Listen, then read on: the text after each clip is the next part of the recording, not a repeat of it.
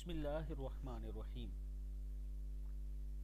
نماز میں درود شریف کے بعد کی دعائیں۔ جب نماز کی آخری رکعت میں التحیات اور درود شریف پڑھ چکیں تو سلام سے پہلے یہ دعائیں پڑھ لیا کریں، یعنی رب اجعلنی کے بعد پہلے رب اجعلنی مقیم الصلاۃ ومن ذریتی ربنا وتقبل دعاء ربنا اغفر لی ولوالدی وللمؤمنین یوم یقوم الحساب۔ جب یہ پڑھ لیں اس کے بعد آپ یہ دعا پڑھ لیا کریں، اللہم انی اعوذ بک من عذاب جہنم ومن عذاب القبر ومن فتنة المحیا والممات ومن شر فتنة المسیح الدجال۔